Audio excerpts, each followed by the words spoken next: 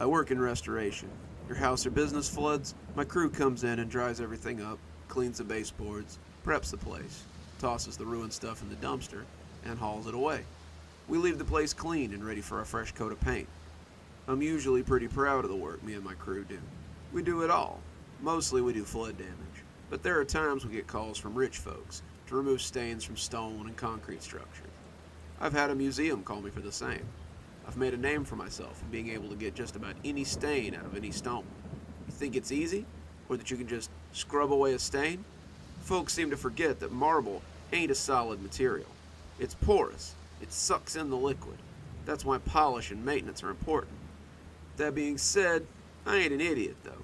Plenty of times I get called in for red wine. Yeah, okay, I get it.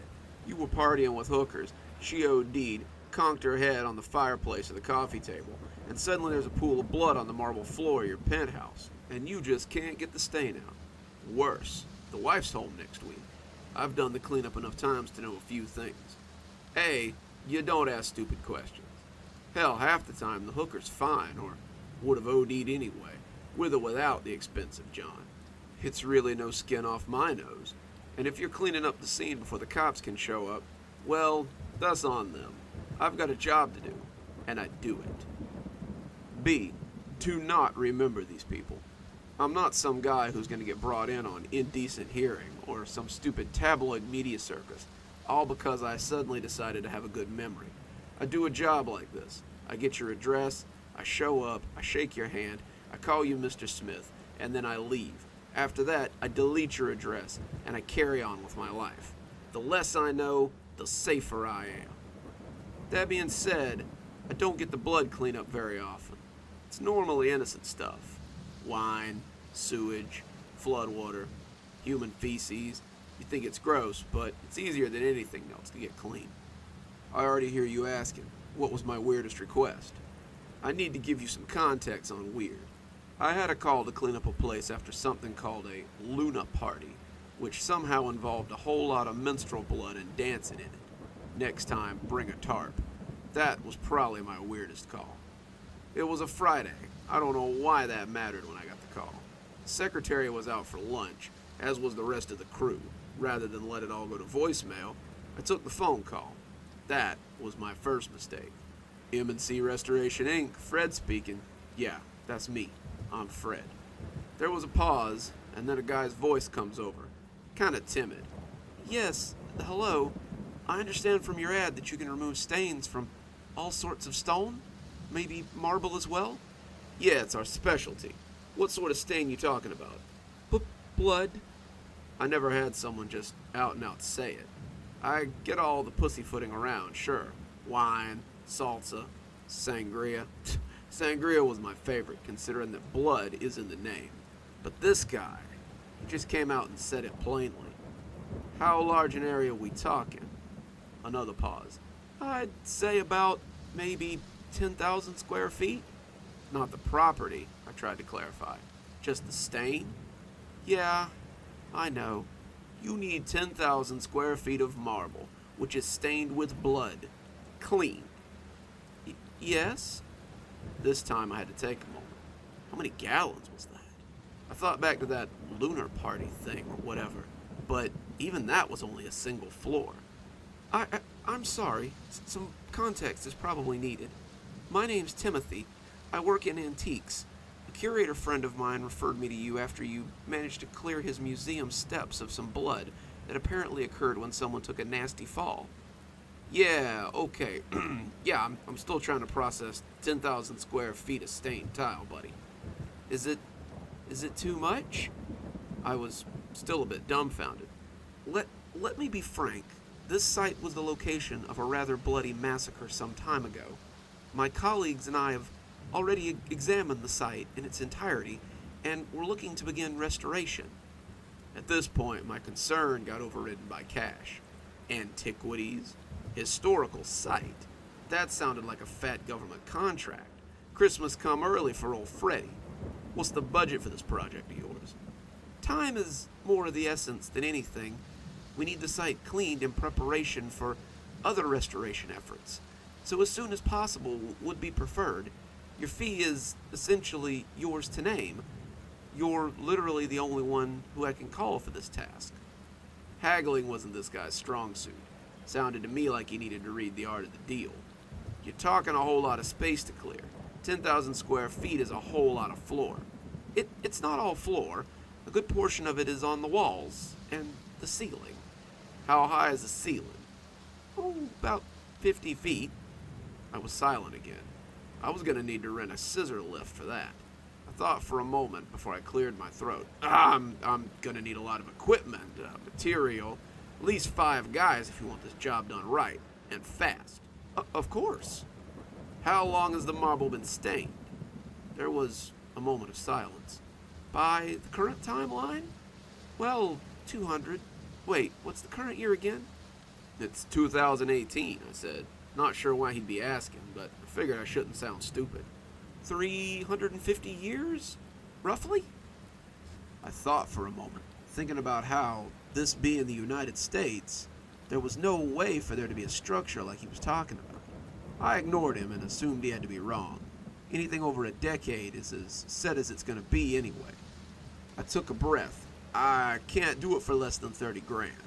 I figured he'd work on needling the price down, but then he shocked me again. Understandable. I'm assuming I can ignore the number of taxes and paperwork if I provide cash up front? I coughed in shock, nearly swallowing my cigarette. Yeah, certainly. Cash. I'm gonna have to have this job done, and it was gonna have to be tax-free. It felt like I just won the friggin' lotto. So the job itself comes up. I've got my crew rolling to the address. The address was a huge rusted gate, chained on the front, typical of a site you're not allowed to get to.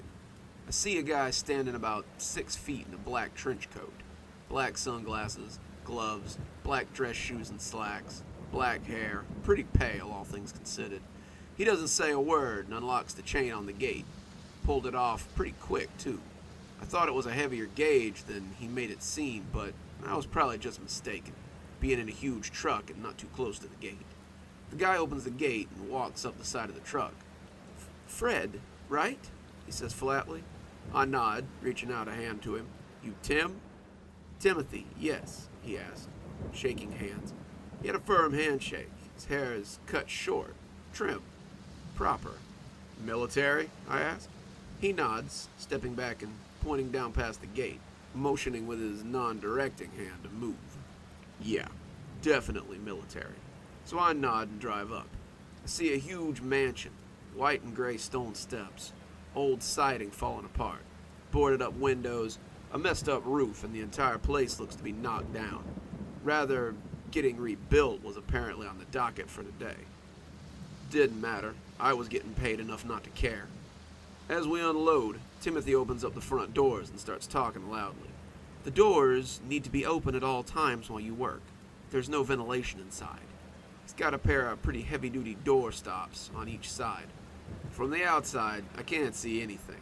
Nothing but pitch black. You're going to need lights, so I hope you brought a generator. I laugh while my crew unloads the truck, setting up 2 generators and pulling down some cans of gas. This ain't my first rodeo. So it would seem, said Timothy, and then he walks inside and vanishes into the blackness.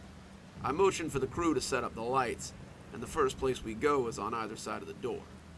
He wasn't kidding about needing light. The boards were perfect, and the inside was absolutely pitch black, like the middle of a moonless night dark. I hear the generators kick on, and the lights perk up a second later. That's when I see a massive white face appear out of the dark, with brown drips across it. It's an angelic woman, carved expertly out of marble. I swear I can see the pores on her cheeks, and the split ends on her long hair. There's a second similar statue about 30 feet to the left, and it's covered in brown stains. I hear one of my guys, Chavez, speak up. My God. That's about when I got the hint that something wasn't right. Chavez spoke up again. Hail Mary, our Father protect us. I picked up Chavez from a day labor site about a year ago, and I've been paying him under the table ever since. He's either from Mexico or Honduras. He's a good worker, so I never bothered to ask too many questions. He's too much. This place is cursed to high hell. There's blood all over these angel statues. What is this? Chavez was rambling. You see, the reason I never asked Chavez where he's from was that Chavez doesn't speak a goddamn bit of English. Timothy's voice soon echoed across the room, walking over the solid marble in a various state of stains and scrapes. I trust this isn't too much for you or your men, he said. I didn't actually spot where he had come from. I hadn't really been paying attention until Chavez got a smack upside the head from one of my full-timers, a guy named Pete. Just when the hell did you learn to speak English, Chavez? Since when did you know how to speak Spanish, Peter? Chavez retorted.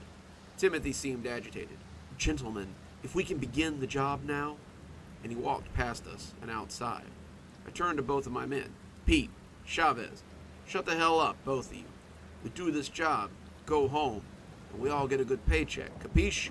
No more questions. Let's get moving. This place is cursed, Chavez said before turning around and pulling in the pressure washers and detergent bottles. I got in Chavez's face then, certain he would understand me. Then the quicker we get started, the quicker we can get the hell out of here. Comprende? Understood, Chavez said, looking confused. Pete then spoke up. Hey, boss. He focused a flashlight on a portion of the floor where the stains ended. I looked over to where the light was shining. The brown stains were everywhere, as described, but towards where one large swath of brown ended was an impression on the floor and the stuff. It was a lot clearer than anything else. The impression was of a sword, which had been drenched in blood. The sword-shaped stain didn't bother me.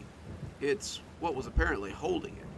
An outstretched arm shape, then two massive wing-like stains on either side. There was a very human-like profile on the floor. We each had an idea of what we were looking at, but we were too stunned at the sight. Chavez was the first one to break the silence. Angels died here.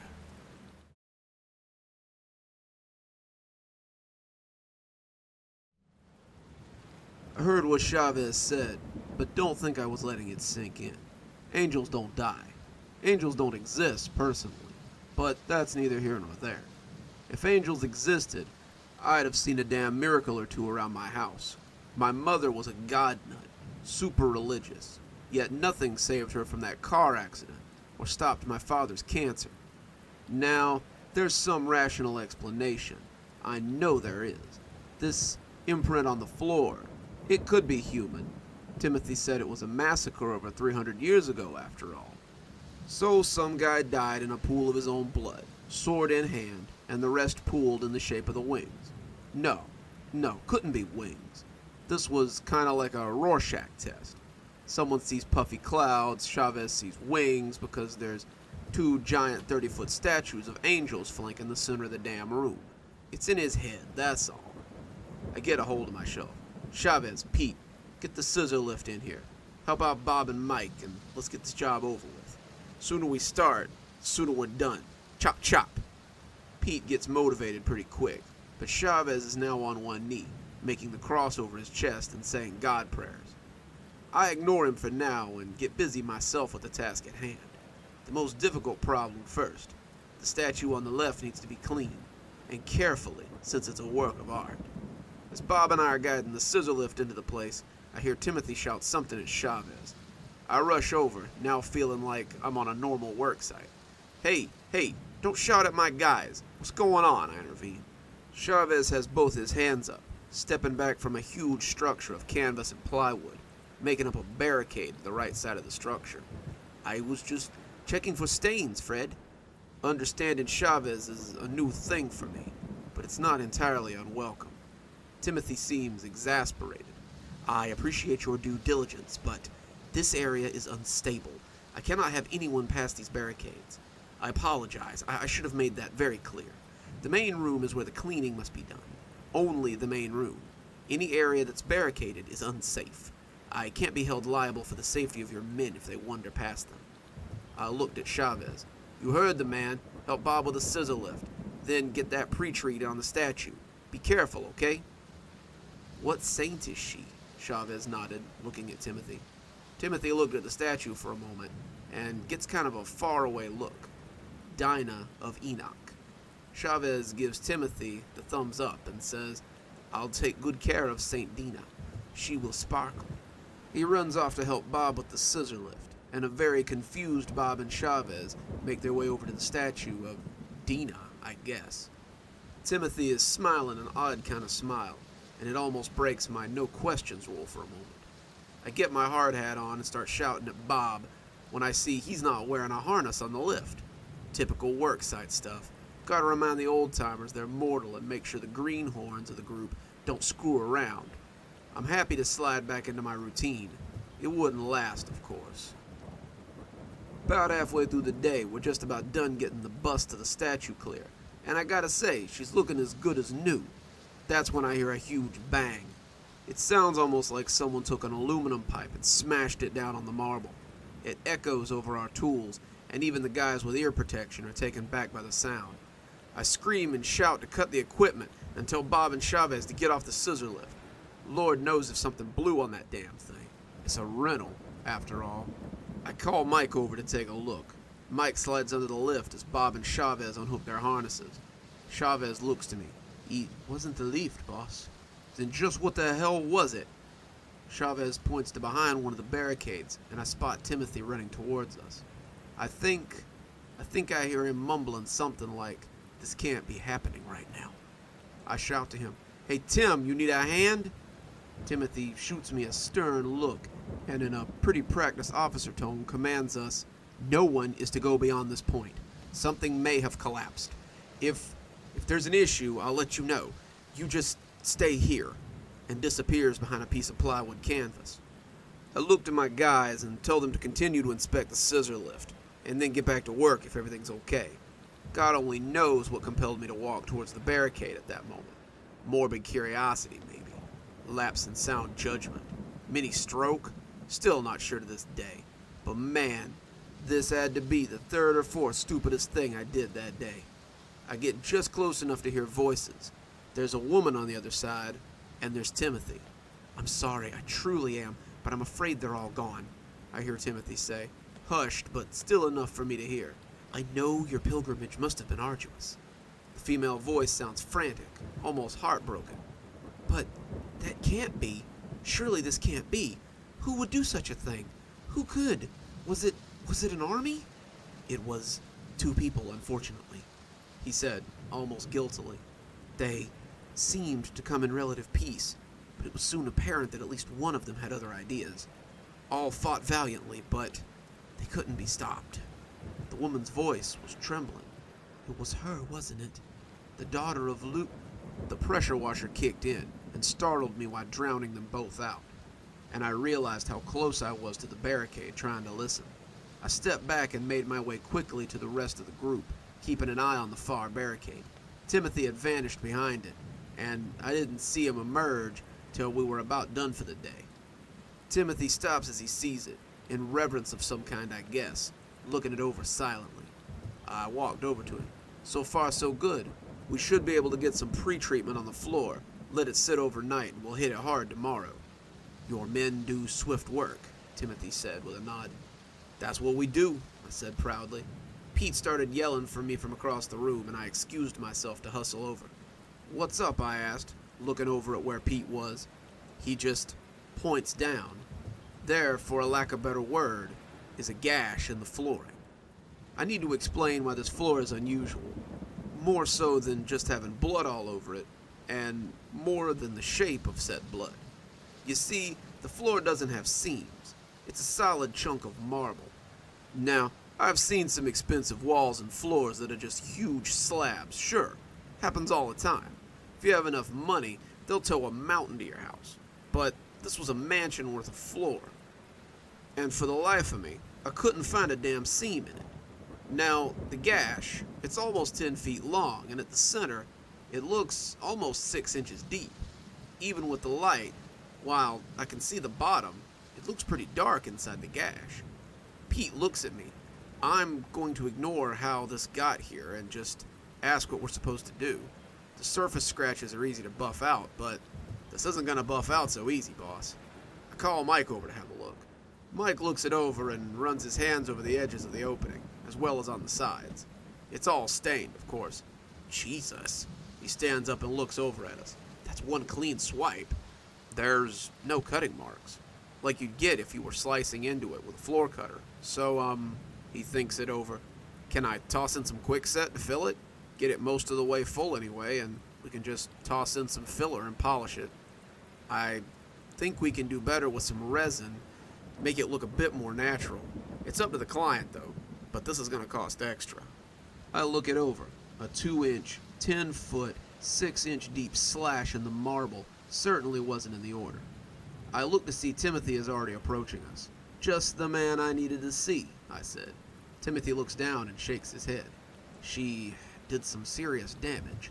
Don't ask, just don't, I keep saying in my head. We can fill it and get it level, may even make it look pretty, but this wasn't in the original quote, so I'd say about another $4 grand. I'd feel bad if this entire job didn't feel like some crazy funhouse. Timothy, though, just nods. Fine, don't go crazy, just see it's level, that no one trips over it. Mike heads out to get the materials we need, and I drag one of the sandblasters over. The gash is smooth, and it'll need to be rougher if that quickset is going to fill it in right. Everyone gets to work while I start to blast on this thing. Then something black shoots straight out of the gash and clatters somewhere behind me. This is a prime example of why you always wear a hard hat, folks. I cut the blaster and look around. It doesn't seem like anyone else heard anything. I look to what popped out of the gash and realize the gash is about 9 inches deeper, and I can see it's still solid marble. No subfloor of dirt. Nothing is behind me but my closed toolbox. Whatever popped out must have shattered when it hit the ground, or all I saw was sand and blood popping out of the gash on the floor. I get my ear protection back on and finish up prepping the gash to be filled. We pack up for the day after that. The floor is pre-treated. We store the tools and such inside and do a quick head count. I notice I'm short one Honduran. Oh yeah, mystery solved on that one. Chavez is from Honduras. I look around and then spot him coming out from behind the barrier. Timothy walking behind him, his hand on his shoulder. Shit. I run over. Chavez, what the hell are you doing? He told you not to. Sorry, boss. It won't happen again. He was very quiet and looked at Timothy. Please consider. I do not mind. It's dangerous, George, Timothy said. Discuss it with me later, okay? Chavez just nods and walks off. What was that about, I ask. Timothy just walks past me. I thought you didn't ask questions. Not when it involves one of my guys, who, I'm sorry, disobeyed your instructions, I said, clearing my throat. Timothy glanced back at me, and with the light from the door behind him, I kinda got the best look at his ice blue eyes. Ensure it doesn't happen again, Fred. I just nodded dumbly as the red flags kept waving in my head. Just don't show up tomorrow. Take the money. Leave the gear. Go on your merry way. Granted, I had only been paid for half the job, but still, it was a decent amount. We got packed up and the crew and I headed out, packing my toolbox and other small items in the truck. I noticed Timothy was locking up the doors of the place and then escorting us to the gate. He closed them with him on the other side. I pull my truck up to the gate. You living on site? Yes, I have a trailer out back, Timothy said hesitantly. See you bright and early tomorrow then. Timothy just nods and waves us off. I never actually paid attention to where he went from there. I turned to Chavez in the truck and asked, So, what did you and Timothy talk about? "'Kay," is all Chavez said. He was messing with me, but I put it out of my mind. Dropped Chavez off at his place, and he waved at me as always. Gracias, Senor Fred, and heads home. I head back to my house as well, thoroughly confused. At home, the kids are asleep, as is the wife, and I got my toolbox in the garage. I pop open my box as I've got a couple of things to swap out for the next day, specifically some mixing bits and the like. When I open my toolbox, however, something inside is certainly not a tool I've ever used. I suddenly recognize it. It's the object that came out of the gash. My toolbox was open behind me, and it must have closed as the thing slammed into it. The object is about 3 wide deep in the center, 2 feet long, and about 3 inches thick at the top, tapering to a point at the bottom. It looks like a wedge, and I realize it's probably blood that seeped out of the gash and solidified over the years. I pick it up, and it's light. Despite my attempts, though, I can't break the thing. Looking at this object in the light for the first time, it almost looks like a blade. Either that or the shape of the gash just shaped it into that thing.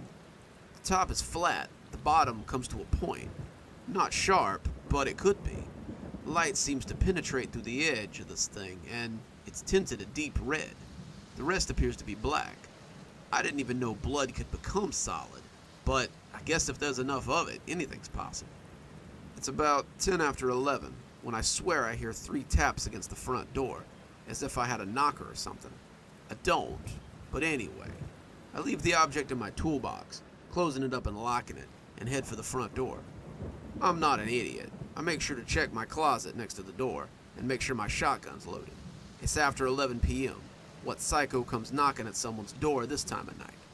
I open the door halfway, and I'm greeted by an outstretched hand with a black ring on each finger, one of which was about to tap against my door. The hand pulls back and clasps a wide-brimmed white hat, removing it from its head and lowering it to about chest level. One hand is behind him, and he's standing a good 6'3", wearing a white duster and some sort of red tie over a black, very expensive-looking dress shirt. He has white-rimmed glasses and yellowish eyes behind them, jet black hair that's well kept. As he speaks, it's almost like his voice doesn't match his body. His face isn't odd, but he doesn't stand out, and his voice sounds like it comes from an old cop movie. "Evening, young man. I understand you're working with an associate of mine. Goes by Timothy. While client confidentiality isn't my cornerstone, keeping my business out of my personal life sure as hell is. Sorry, buddy. I'm gonna have to ask you to talk about business during business hours." His face falls slightly. "Now, this is important. Regarding that place you were working at, Timothy may have misled you, you see. He's using that place for his own means, not prosperity." He pulls out some kind of business card and twirls it over each finger before handing it to me. I look it over. It's just a phone number on it, no other information. His other hand brings out an unlit cigarette, which he brings to his mouth and inhales, smoke venting out of his nostrils. "If you were to happen across something of note, I'd appreciate it if you could contact me." Yeah, I'm not doing that. I'm not the kind to take things off the work site. Normally, this is completely true. His oddly perfect teeth glisten off the front porch light as he spreads them into a shit-eating grin. True, be ashamed to take something you don't understand, only to wind up dead. He cocks an eyebrow at me, or worse. By this point, I'd had it with the creep on my porch. "Listen, pal, hit the bricks, you hear me? Get the hell off my property or I'll call the cops." I try cocking my own grin, but I don't think it worked as well as his does, or worse. He stands still. I can barely tell if he's breathing. I pump the shotgun behind the door. I know there's no point to it. I just eject a perfectly good shell, but I want him to hear that I had a gun, in a pump action, and it's in my hand. His voice suddenly changes, or he just drops the facade, and a raspy voice like that of a lifelong chain smoker slithers out of his throat, half a whisper, half a wheeze. "Not parting with it then, eh? Well, I'll have it one way or another for certain." The accent is hard to place. It's not quite Middle Eastern, but it's not like anything I've ever heard. I now pull the shotgun out and point it at his face. "And now I'm done with you. Whoever you are, get out." He doesn't even flinch. He just grins, a hissing chuckle dropping out of his mouth. "You're a fun one. Never once does your sort disappoint. Always resorting to fire, provided by Prometheus." He paused, eyeing the barrels of the gun, never considering where it came from. I'm not sure where he pulled it from, but he suddenly crunches into an apple he must have had in his pocket. "I suppose I'll have to reconsider. Maybe when you're asleep. Like what happened to that hooker you cleaned up a few years back in Broadway." My heart skipped a beat. I don't talk about clients, and clients would never talk about me, and I never go into that much detail either. I just restore stuff. A man of your skills is bound to clean up a homicide or two, knowingly or not. He tilts his head back, looking at me down the barrel of my gun, cleaning up the sin left behind by those less scrupulous than yourself. Oh, we've been watching you for some time. Now, for some reason, his eyes go wider. Red Fred. I click the safety off the shotgun and put my finger on the trigger. "Get the hell out of here, right now." Another loud crunch of his apple. He seems to be mocking me as he throws his hands up, walking backwards, keeping eye contact with those yellow eyes. Very well. Another time, then. You are a fun one, Red. He turns and starts to walk off.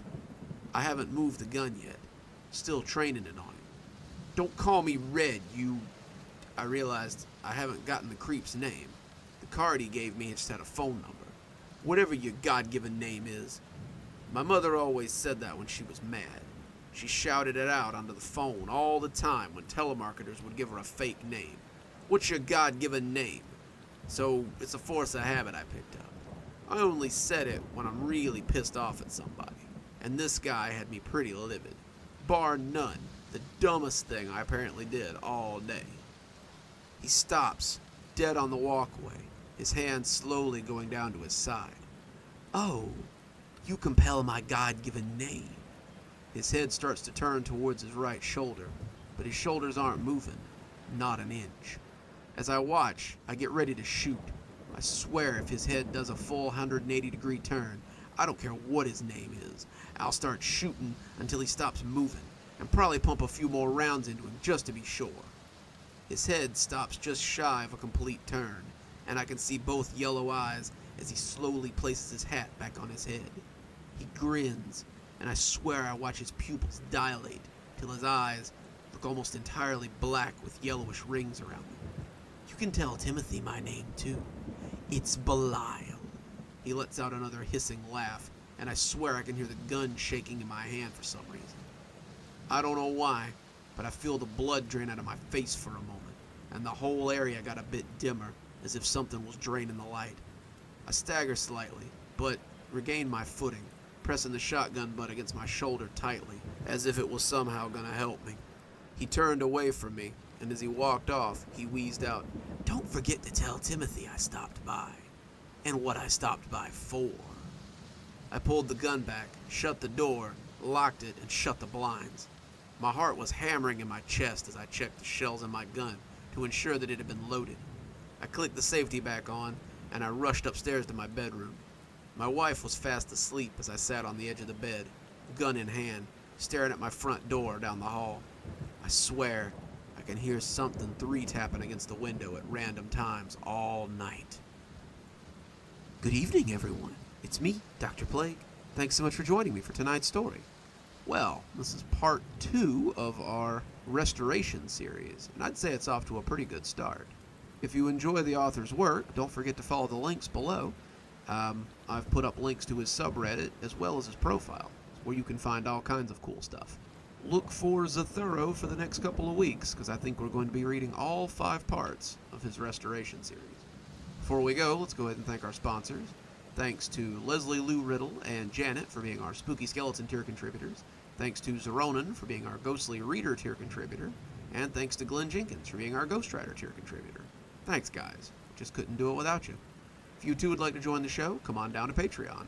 For just $5 a month, you can have your name read out at the end of every TikTok and every YouTube video I do.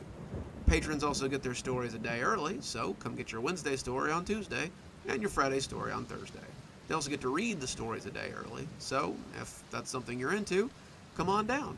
Don't forget, I've got a book coming out at the beginning of July, so if you go ahead and join Xaronana as one of my Ghostly Reader tier contributors, you get a signed copy of my book in your mailbox anytime I write one. And as always, thanks for stopping by. Dr. Plague, signing off. Have a wonderful evening.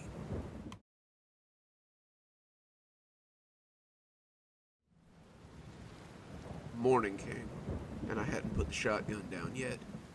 I was still sitting at the end of the bed, checking the windows. It seemed like the tapping stopped around dawn. I heard my wife's alarm go off, and the sounds of her rousing from her sleep. "Morning, honey," she mumbled, brunette hair a mass of frizz and tangles. "Morning," I said simply, making sure she was okay. She got out of bed and headed for the bathroom. I heard my kids' alarms go off next, and could hear my boys roughhousing in their room. My wife, Sandy, came out of the bathroom, toothbrush in hand, and was about to motion for me to go contain the wild animals that are my 15 and my 13-year-old boys. She stopped when she spotted the shotgun in my hand. She quickly spat out her toothpaste. "Fred, Why the hell are you holding a shotgun? She looked me up and down with her soft brown eyes. Are those clothes you were in when you came home yesterday? Honey, I got a visit from a guy who's probably not human in the least. He threatened the family if I don't return a red blade-like object that came from some mysterious excavation site. That's the most truthful thing I wanted to tell her, but it probably sounded totally insane. The more I played the sentence over and over in my head, the more I questioned whether I was the one that was sane. Fred, she poked me in the shoulder. Apparently I'd been staring off into space, trying to think of a logical response to her completely irrational question. Someone was on the lawn last night. They were banging on the door and wouldn't go away until I got the shotgun. Sandy cocked her hips and shot me one of those emasculating wife stares. So rather than call the cops, you reached for the shotgun? I cocked the shotgun and cleared the ammo out before heading back down to the closet to put the shells away. Just wasn't sure if it was a prowler or dumb kids. Sandy poked her head out of the bedroom. Speaking of, Colin, Trevor, shake a leg. I closed the closet to see my boys bounding down the steps in various states of dress, dragging their backpacks and heading for the table. They start fighting over cereal, and I quickly resolve it, before a good scolding and getting them prepped for the bus. They finished up and are soon out the door with coats and sneakers on. My wife comes down next, wearing her robe. Don't you have that job today? I nod, looking at the time. Guess you're right. And get motivated, she says. I do, and head out the door, giving the wife a kiss and heading back to the site, making sure that my toolbox is with me. It was about the same as the first morning. Timothy's there at the gate. He undoes the chain, and we all head to the mansion again. He props the doors open, and the crew heads in. I get the business squared away first. Chavez and Pete on the scissor lift to finish the few touches on the wall, while Bob and Mike get to mixing the quickcrete and filling in the gash on the floor. They also work on making sure these barriers between the gash and the rest of the work area, so we can work on the rest of the floor. During this prep work, I notice Mike eyeing the doorway. Mike, you taking in the scenery? Mike points to the roof on the outside. Steeple. He leaned into the doorway, shining a light on the ceiling. Flat. It's an attic. I look at Mike. Mike pulls out a laser measure. Steeple peak is 53 feet. Ceiling is 50 feet. He leans out again. Low point on the steeple is 44 feet. Flat ceiling is 50 feet. I cut him off though, grumbling a bit. It's our last day on the job, Mike. Get it done. That thing's probably on the fritz anyway. My eyes aren't on the fritz, Fred. Damn your eyes, I said, seeing Bob looking at the same thing Mike was. Bob, go do something. Bob seemed startled, but managed to compose himself and get back to setting up his tools. I walk past the crew as they prep and pop open my toolbox. I find the strange object, artifact, I guess, or whatever it is, and pull it out of my toolbox as I head towards Timothy. Timothy is observing Chavez and Pete when he spots me coming.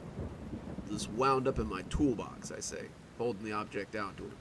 Timothy looks it over without touching it, then looks to me for a solid minute. This came from here? I nod, from inside that gash in the floor. Timothy holds his right hand over the thing for a moment. Then he starts guiding his hand back and forth over it slowly.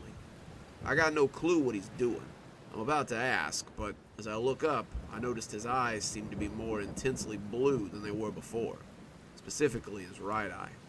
Timothy stops suddenly and just grabs the thing with his right hand and pulls it hard onto his grip. Thank you for returning this.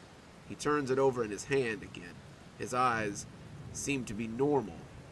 It's very rare to find. That's what your associate said. I was hoping to fish for some info. If this Belial guy knows Timothy, then Timothy should know him. Associate? He asked quizzically. Yeah, tall guy, kind of yellow eyes, way too perfect teeth. Timothy seemed completely confused. I'm afraid I don't know anyone like that. All my associates are here. I figured it was time to stop trying to get him to spill the beans and just come out and say it. Listen, the guy shows up last night, tells me he wants that thing, and then tells me his name is Belial, and that you know him. Timothy's face got slightly pale. You're certain he said Belial? just nodded at him. Timothy looks to the object and then walks to the door. Sorry for this, but I hope you have everything you need inside. And he shuts the doors. I'm a bit dumbfounded at this point. I thought you were concerned about ventilation. Timothy just walks right past me towards the barricades. Ventilation is the least of your worries at this moment. We turned around and the entire crew is dead silent. Not sure what to do as we hear some banging, a few doors closing, and then some rustling past the barricades. I just come out and say it. We got this one day to get the floor cleaned and get that gash and the smaller scrapes and holes plugged. Move it now, and then we get the hell out of here. The crew seems pretty much on board, and the sound of work soon overpowers anything else.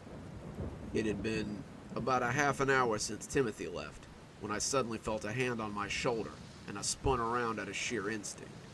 A small, round bottle was shoved into my hand. That's for you, Timothy said, before he handed the bottle to the rest of the crew, too.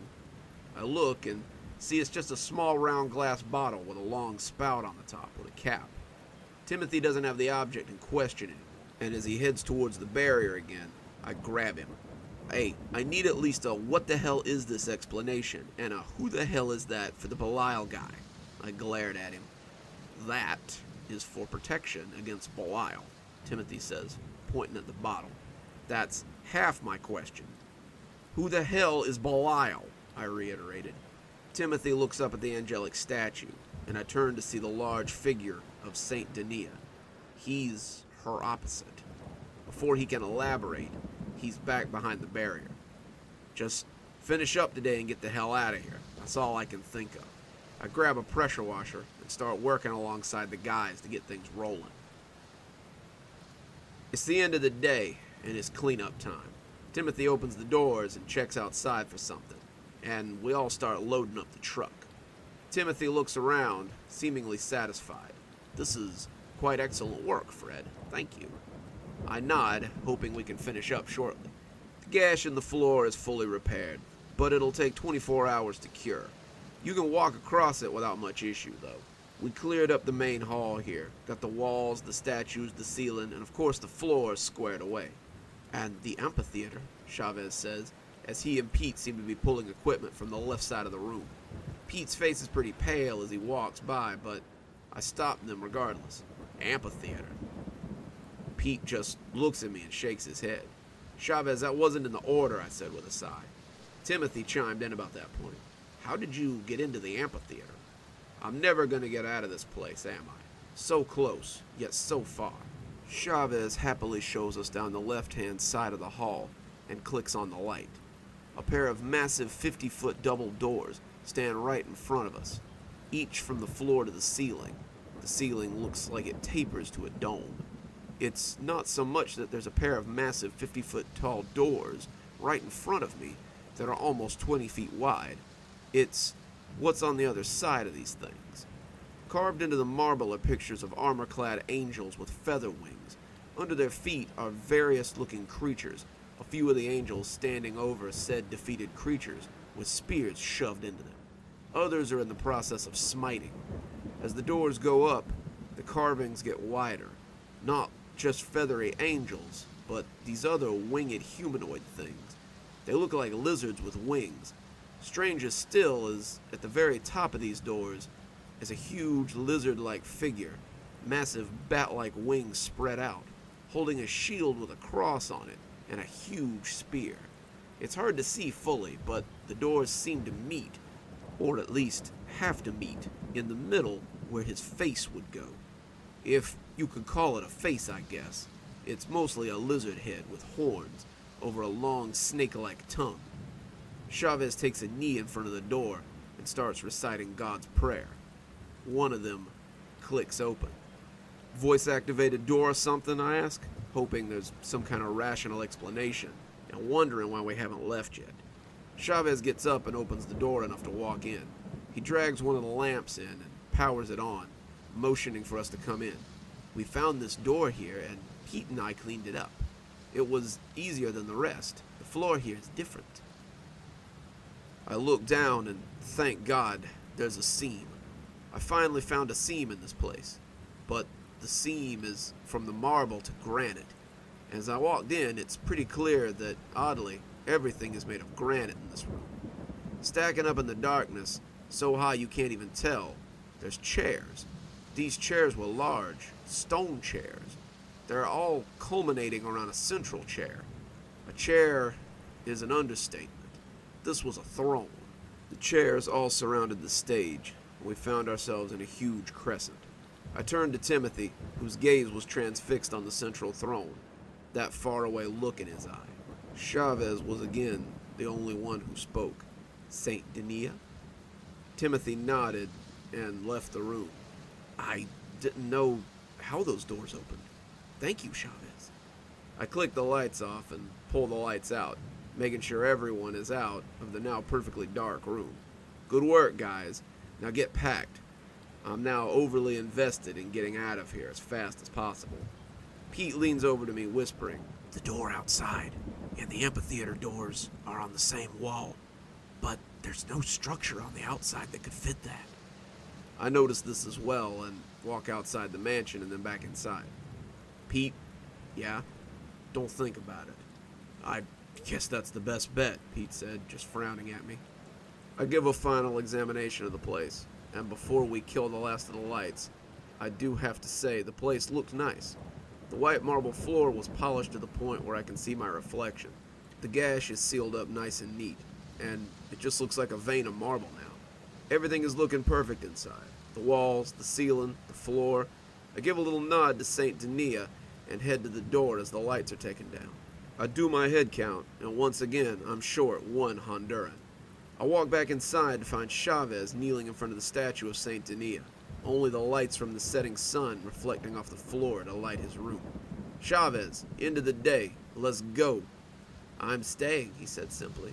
I noticed the bottle that Timothy handed him is empty. Did you drink that? Do you even know what that is, Chavez? I said, a bit shocked. It's God's blessing. Chavez stood up and he just looked, for lack of a better word, happy. Like a man without a care in the world. I'm not leaving you here, Chavez. The client isn't going to like you hanging around. Timothy chimed in about that time, walking back from behind the barrier. Actually, Chavez agreed to assist me in a few things going forward. I turned to look at Timothy. You ever think I might not want to lose a member of my crew? Chavez spoke up then. Mr. Fred, it's okay. I want to stay. I want to stay and help Timothy interrupted him quickly. He volunteered. It's hard to say no to him. I gave Chavez a look. Nice working with you, Fred, he said, extending a hand. I ignored it. Get your head on straight. I'm your ride. I'm staying, Fred. I turn and shout, Chavez, I'm not staying here 1 minute longer, okay? I'm out. Done. Finished. I stopped for a second, because I didn't say finished. I said finito. But for some reason, it came out as English. I'm 100% done with this place, okay? I'm out. Job's done. You want to stay? Enjoy. I head towards my truck, look to my toolbox, ensure nothing else has found its way in there, and close it and get ready to go. As I head out the door, Timothy starts to close them behind me, him and Chavez still inside. Timothy looks to me before he closes the door. The remainder of your payment is in the truck, everything we discussed. I cannot fully express my gratitude. He shuts the door, and we load up. I check the truck and there's an envelope with the second half of the payment in it. I'm pretty shocked, and I count the bills a few times. It's up to 10 grand. I've heard of getting a tip, but this was a bit overkill. I know one pair of kids whose college funds are going to be in a good place after all of this.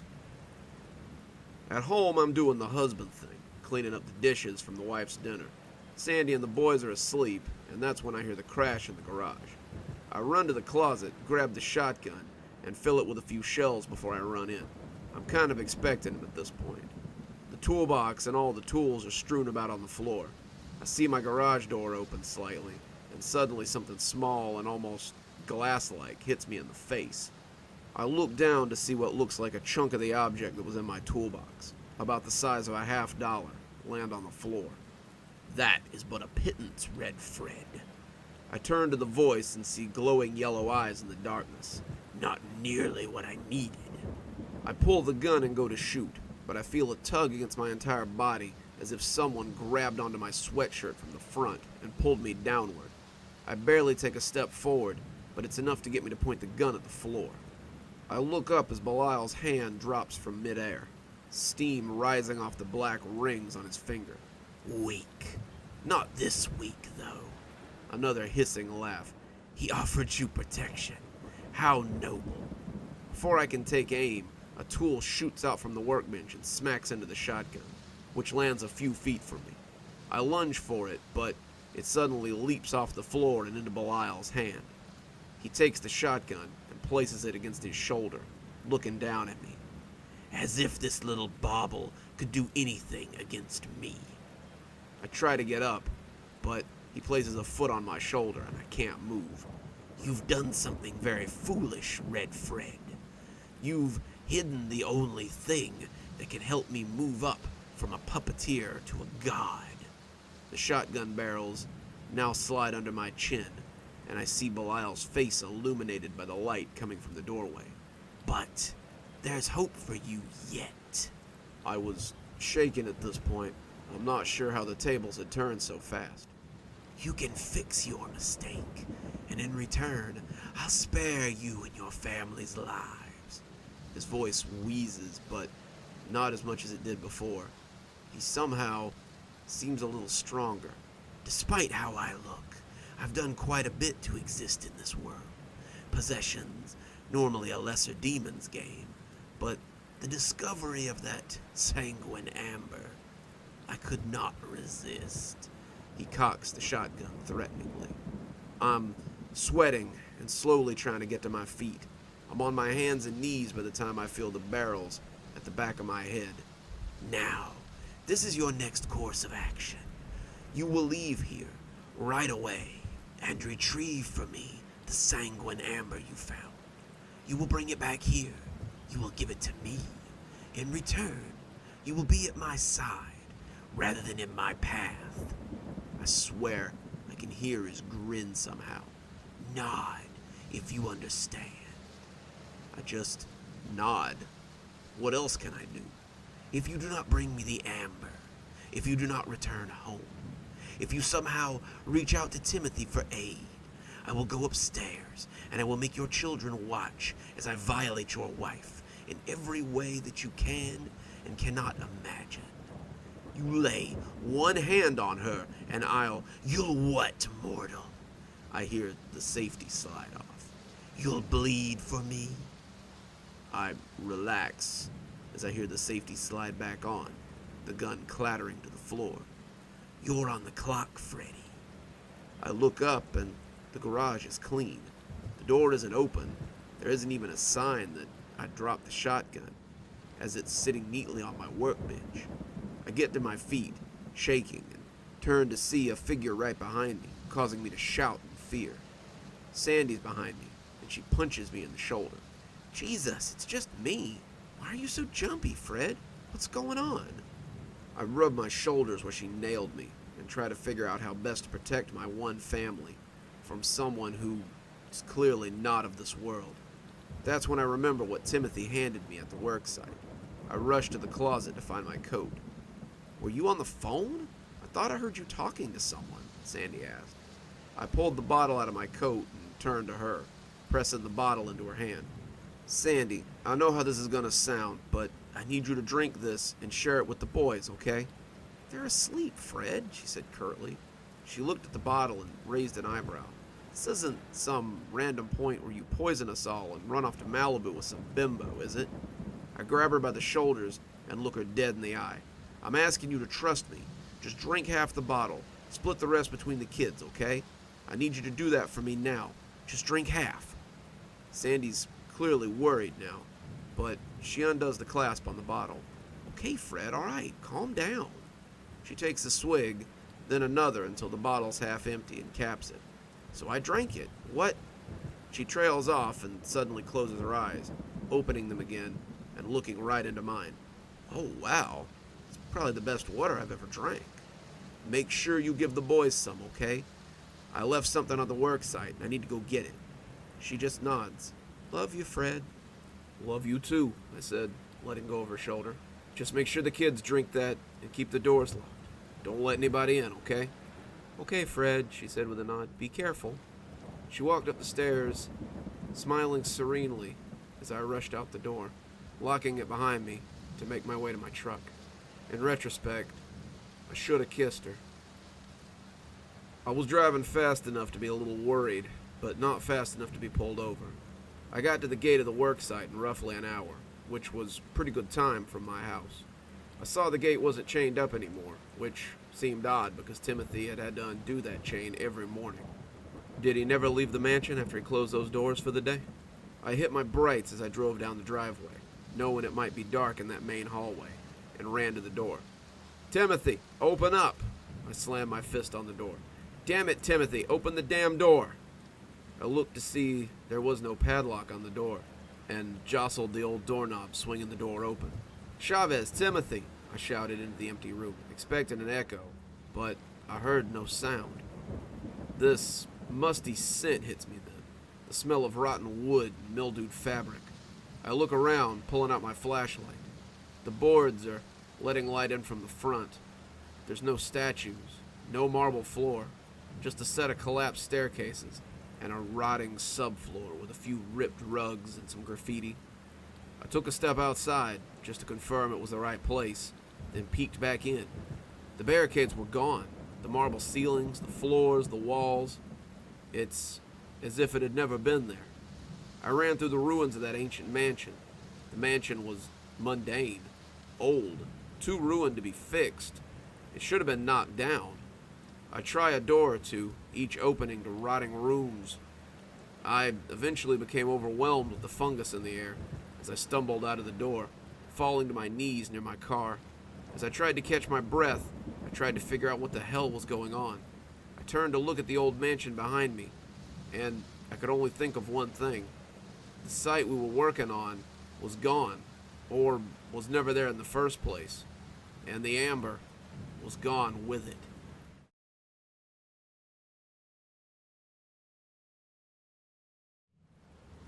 I was panicked. I wasn't even sure what to do. Timothy was a don't-ask customer, so I had no contact information saved. No way to reach him, not even a cell number. That's when I realized I did have some hope. I got back into the truck and hauled ass to my office. I could get there in about 20 minutes, and I could check the caller ID, maybe reach him that way. I zipped out the long driveway and got moving as fast as possible, leaving the gate open. I didn't even think I closed the door to the old mansion, come to think of it. I got to the office in just under 15 minutes. I fumbled with the lock, having to stop myself for a second, and then calmly getting my key in the slot. I pulled the door open and rushed to my desk. I hit the call history on the phone and finally got a number. Out of state, of course, but it was from New York, which was fine. Probably the right number. I hit the speed redial while jotting the number down. My stomach dropped when it went directly to voicemail.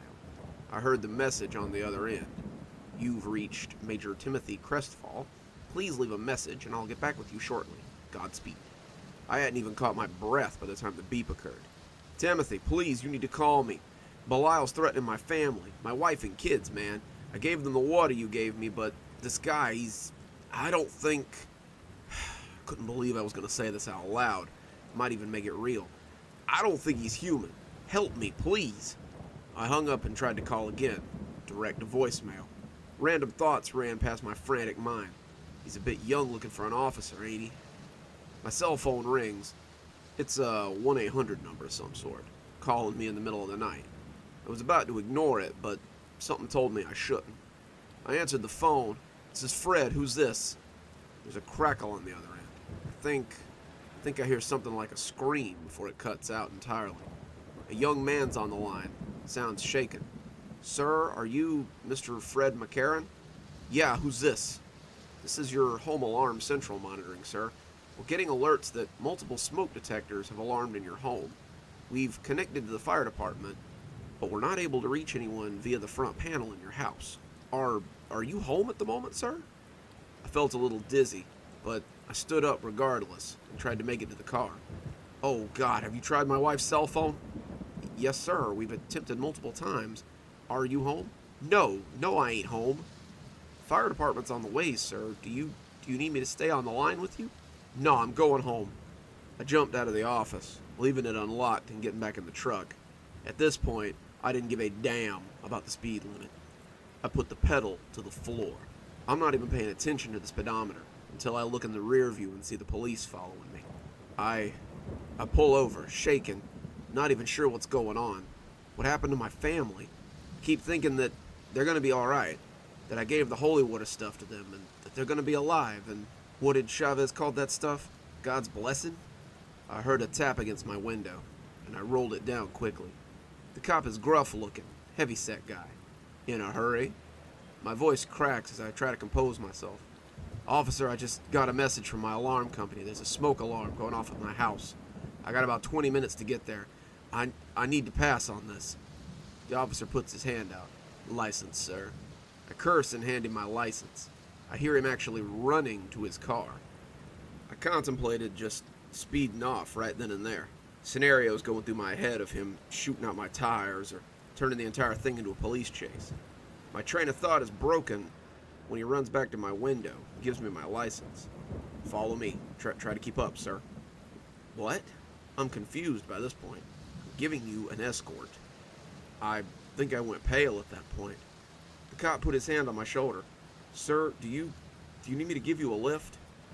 I looked at my shaking hand and just nodded dumbly. He opened the truck's door and took out the keys. He undid my seatbelt. Before I know what was going on, before I know it, we're in the squad car, speeding down the street with the sirens blaring. I hear the radio chatter coming in and out, but I can barely understand it. He grabs his radio.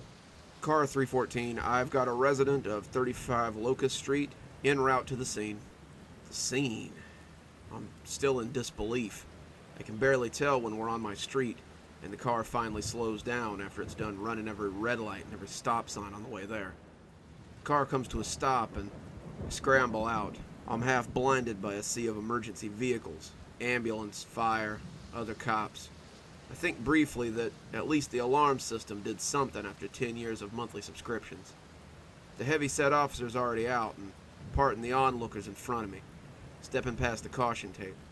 He says something to the other officer, and I wander onto my front lawn. I stagger onto the lawn and see something smoldering. It's the remains of my house. Firefighters are working to put out the fire, but I look around frantically, trying to spot Sandy and the boys. I eventually found them.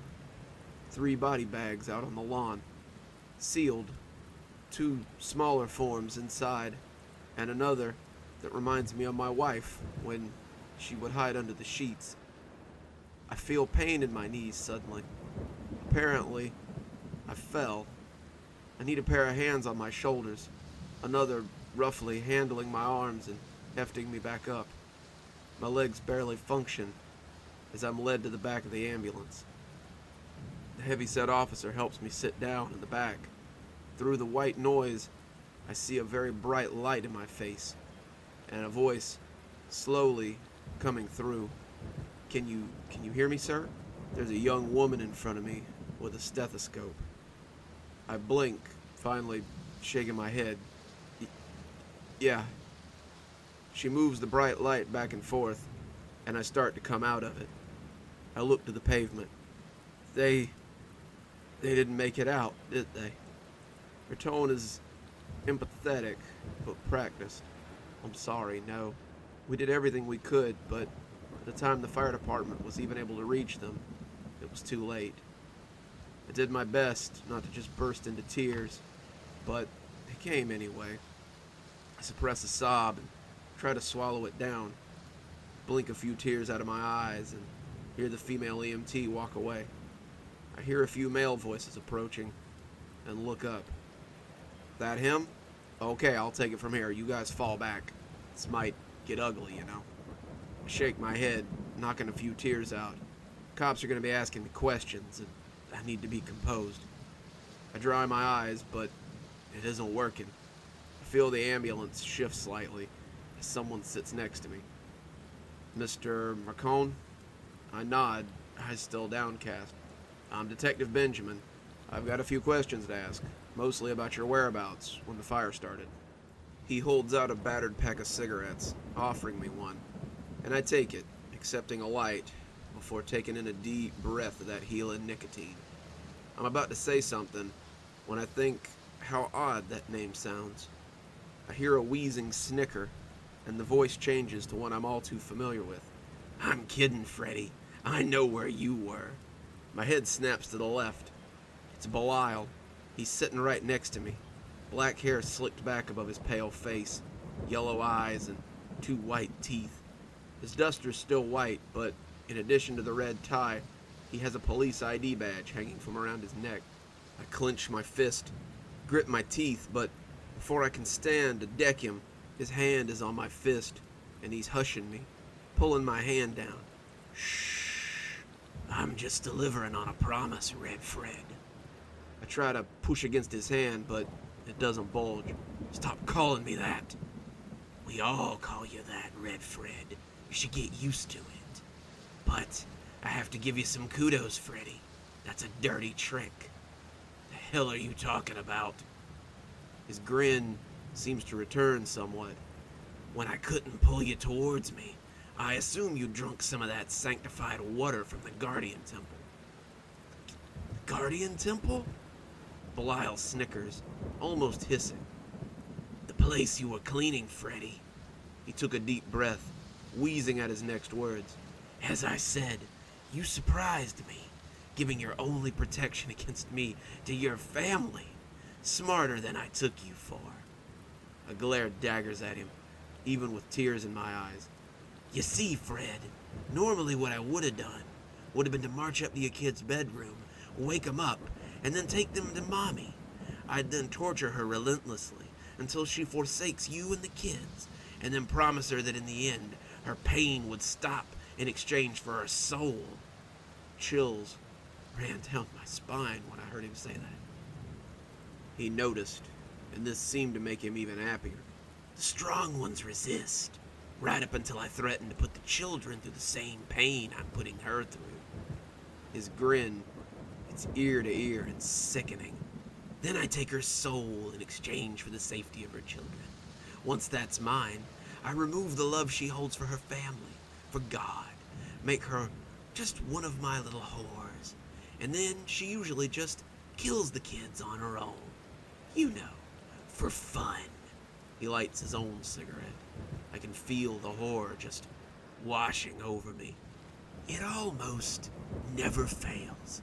Works at least 9 times out of 10. But you, Fred, you robbed me of a good time.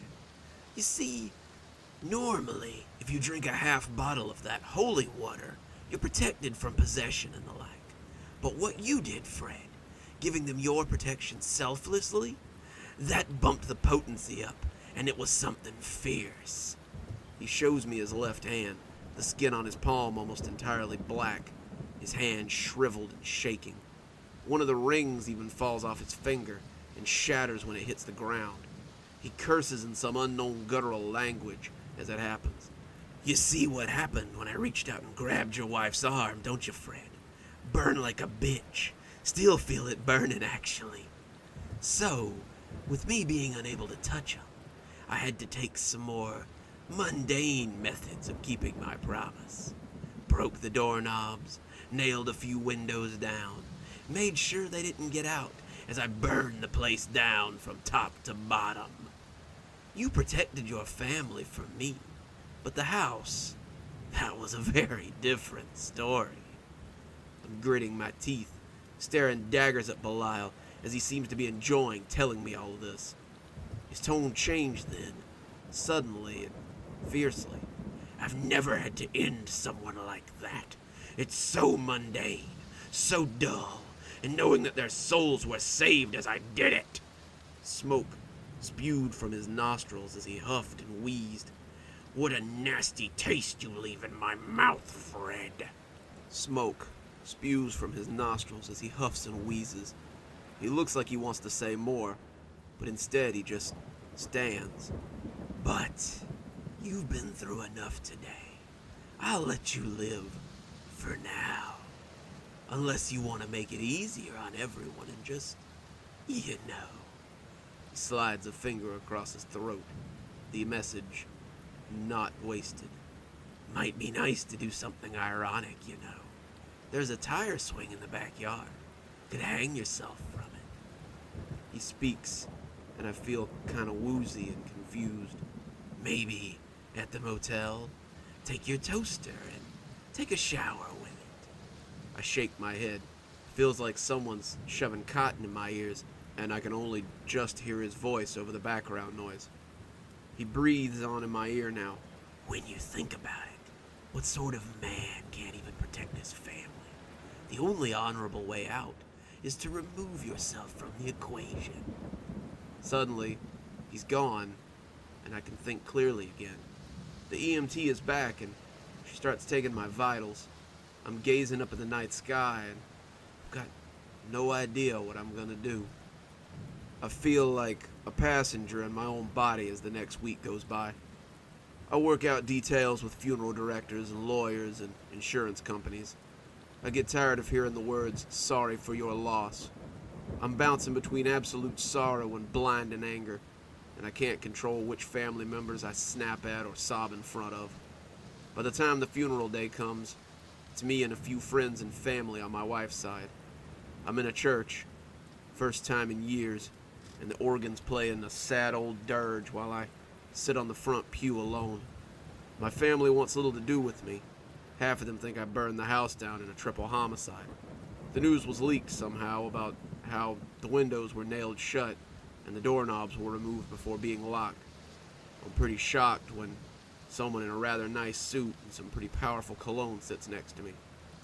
"We only just heard," says a pretty thick Latin accent, but it's a familiar one. I look up to see Chavez. Chavez, of all people, sitting next to me. He's wearing a pretty expensive tailored suit, too. "Chavez?" He points to a necklace of some kind around his neck. Temple charm. Helps you understand me, even when we're outside of it. I sit up, looking him over, extremely confused. "Why are you here? Where the hell is Timothy?" Chavez frowns. "He's here, but I told him not to come to you yet. I know you blame him for this." "No shit, Chavez." I looked around the church before Chavez put his hand on my shoulder. "Where is he?" Chavez shook his head. "Now isn't the time, Fred." I was glaring at him. "So what? You're his lackey now?" I stare ahead at the 3 caskets, all closed. "What the hell is he?" "Not what we both thought," was all Chavez could say. We're both quiet for some time before Chavez decides to piss me off again. "I know how you feel." I glare at him. I'm out of tears at this point. I'm just in an angry mood right now. "You know how I feel.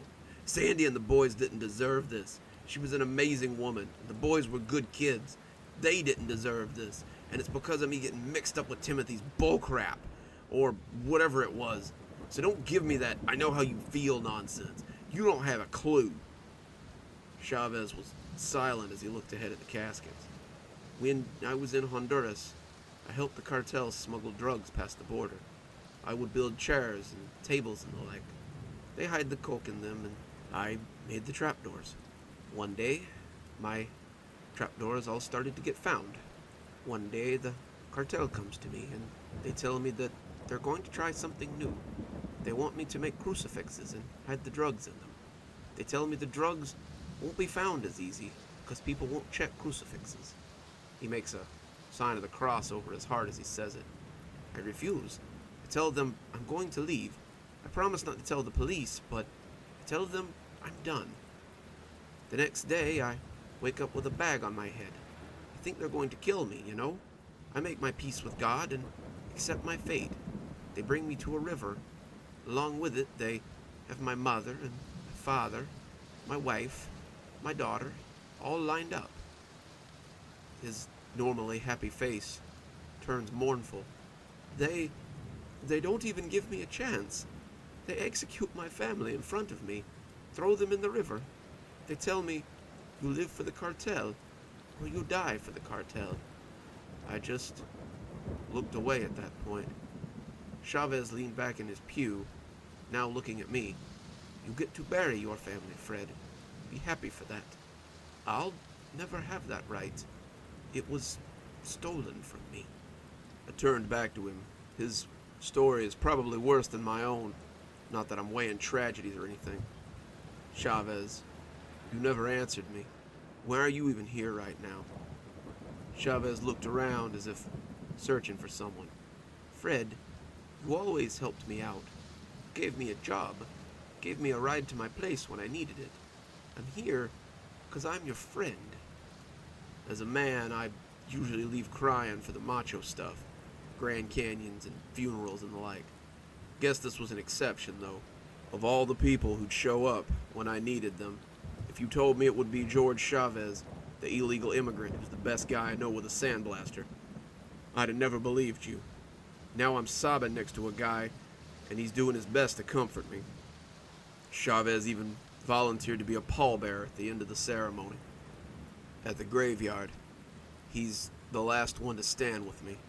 I turn to him, and I'm still swinging between deep depression and seething anger.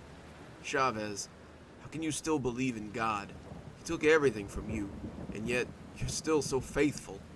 Chavez starts to unbutton his jacket as he talks. When the cartel killed my family, they forced me to be their runner. One day, during a drop, I see a hole in the border fence to America. I think to myself, I can live in the cartel, or I can die free. I prayed to God and asked him to protect me during my escape. Then I ran. He reveals his chest. There's a hole just below his rib cage, on the right, and it looks like a bullet wound. It missed my heart, it missed my lungs. It didn't even hit a bone. It's a 1 in a million shot. It's a miracle, Fred. God protected me. That's why you should thank him every day. He tapped the scar as if for emphasis. Thank him? Chavez. Where was he when Sandy and the boys needed help? Where was God? Why didn't he help them? Did you ask him for help, Fred? Chavez looked me dead in the eye as he buttoned up his shirt. I'm silent and just stare ahead of me, past the graves. It can't possibly be that simple, I tell myself. That whole ask and you shall receive nonsense. After a while, Chavez leaves my side. A few minutes later, I hear someone walking up behind me. I look, still facing ahead, and see Timothy in a black trench coat and a suit with a black tie. You got some balls, man, I said curtly. I never intended for this. What you did to protect them was, well, it was beyond what I thought you could do. He had said it with a smile, but now it faded off his face. If I had known you had a family, I'd have given you some other tools. I turned and marched right up to him, despite that he didn't flinch at my gaze. Yeah, your tools were really useful. I gave my wife and my boys that sacred water, and it just gave them a quicker death. It saved their souls, Fred. Because of you, your wife's soul isn't in the possession of Belial. Neither are your children's. Bullshit! That's not how that shit works. You don't lose your soul if a demon possesses you. Sometimes you die, but I know enough about that shit to know that you're just bullshitting me. I talked to the friggin' priest. You think Belial is a demon? I took a step back. Well, what else could he be? Timothy's face didn't change expressions in the least. Belial was the first dark angel, long ago. He was tasked with punishing impure souls. That was before the war, though. Timothy looked at the sky. I looked up there with him. What war? The war between the cherubim and the seraphim. The cherubim were a high order of angels, created by God to be his servants. But they allied themselves with Lucifer. The war began when Belial talked to Lucifer into defying God in the first place. I was pretty dumbfounded at this point. I looked at the graves of my family for a moment. Why does such a big shot from down below give a crap about anything that happens here? The amber you spoke of, it has enormous power. Power enough where if Belial got his hands on it, he'd be able to pull himself into our world. Pull himself? Newsflash, Timothy, he's already here. Timothy shook his head. Belial is only possessing a man now. That's why the first day he didn't just kill you and take the amber. The man he had possession of was still resisting him, still fighting. At that stage of early possession, a spirit cannot make someone do something they don't wish to do. It wasn't until the next day when his will faltered and Belial gained full control. Still, even in full control, only a wisp of his power can go through the vessel. Timothy gave an odd smile to that. Belial, with the amber, would have brought himself into this world completely, and as a full-powered cherubim, would have laid waste to everything. "So, Fred," he said, beaming at me, "you saved the world in keeping it from him." I looked away from Timothy, not knowing how to feel about that. Yeah, it only cost my family their lives. Their souls are safe. And Belial's still out there. He's still gonna mess with me, isn't he? I imagine he's none too pleased that you protected your family from him. He's likely going to continue tormenting you. Plan on doing anything about it? Or am I gonna have to get a spot next to Sandy here for my protection? Do you plan on asking? I turned, my face turning red, but I just didn't have the energy for it.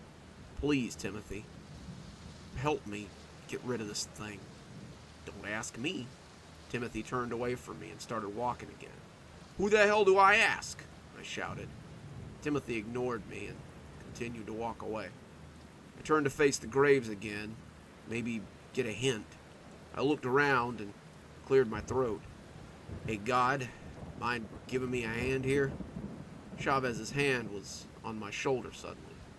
Do you know how to ask, Fred? I shook my head and Chavez just smiled. I'll show you. He got on his knees and started. Our Father, who art in heaven, hallowed be thy name. Your kingdom come, your will be done, on earth as it is in heaven. Give us this day our daily bread. Forgive us our debts, as we also forgive our debtors. And lead us not into temptation. Deliver us from evil. I slowly got to my knees and repeated. Chavez whispered next to me, Now ask, and in the end, say Amen. Chavez got up and left after that. Still on my knees, feeling rather awkward, I continued. God, I know I'm kind of a stranger these days, but I need help. This Belial guy, he's killed my family. I need justice. Help me get rid of him. I hope that was enough, and finished with Amen. Suddenly, there was a deep voice above me. Fred Marcone. I looked up, seeing only the silhouette of a male figure above me. Suddenly, I was pulled up onto my feet, and I saw several officers as well as the detective who had said my name. The guy looks like an off-season weightlifter who's been shoved into a detective's uniform. He was bald, and his voice was deeper than I'm used to hearing on somebody. You're under arrest for suspicion of murder, arson, and conspiracy to commit fraud. Great.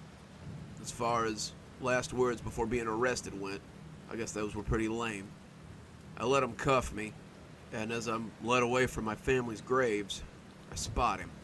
He's dressed in his usual white duster and red tie, wearing his police badge again. The detective yells, Hey Ben, we got your collar. You were right. He did hang around here longer than everyone else. Belial smiled as he greeted his fellow officers. Good work. Didn't think he'd be hard. He sure did leave a lot of evidence behind. He smiled at me, using his false human voice as he spoke with the other officers. We're gonna have a lot of fun with you. Thanks, God, I think to myself, as I'm being shoved into a squad car. I look out the window and see the detective walk away with Belial. Then Timothy comes out from behind a nearby tree. Timothy stares Belial down, and Belial turns to face him. They contrast each other oddly. Timothy in his black trench coat and Belial in white. Not the right matchup, I think. They say a few things to each other, though I'm not really sure what they say. Leave is what I can make out from Timothy. Belial seems to laugh, but I can't hear what he's saying. All I can do is watch his lips as he says mother at some point. Timothy seems to narrow his eyes and get serious. Kick his ass, Timothy, I think to myself, as I watch with bated breath as the two square off in the graveyard. Timothy seems calm and collected, Belial grinning ear to ear. I look back and forth between the two, and my heart skips a beat with what happens next. Belial makes a sudden step towards Timothy in a rapid, jerky motion, and then falls back where he was. Timothy flinches, causing Bilal to laugh, before turning away and walking back to an unmarked car with the other detectives. Great, I think to myself. My guardian angel's a wuss.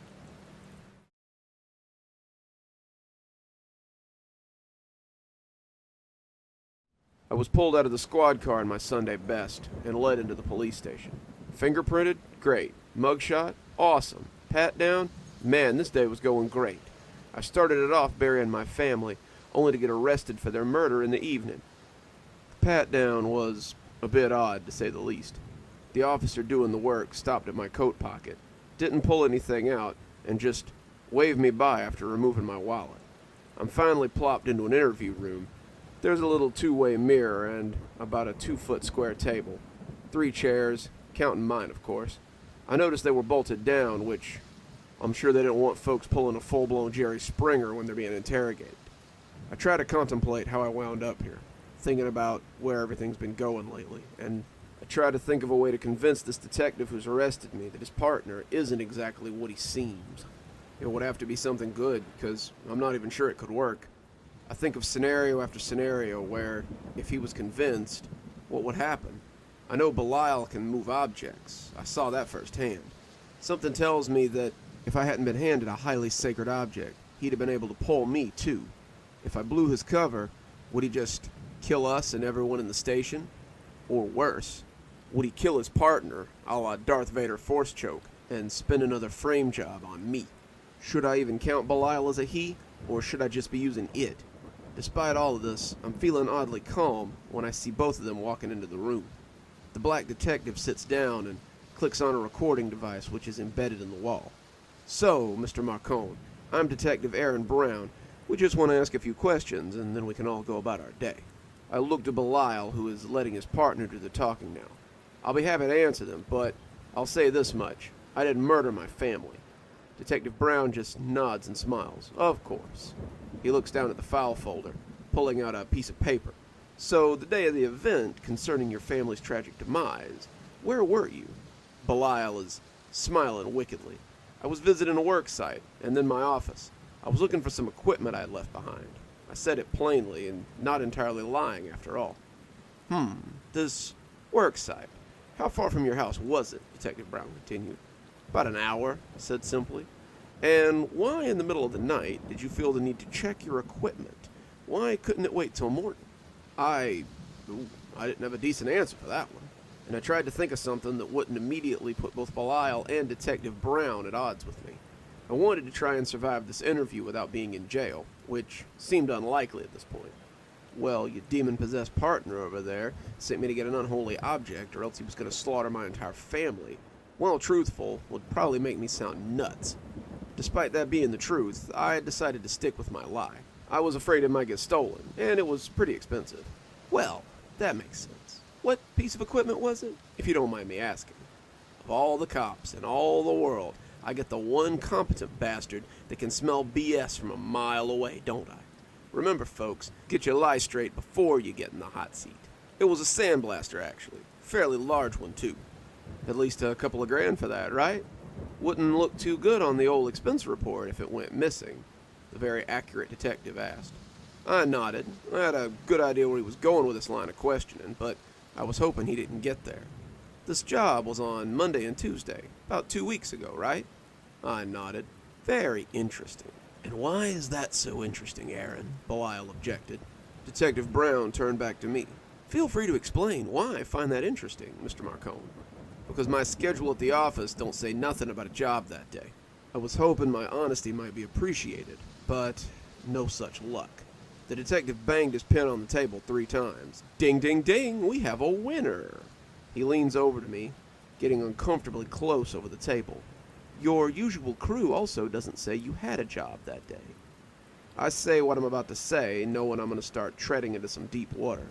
There was a job, but the client preferred to be non-public. Non-public, Detective Brown playfully smiles.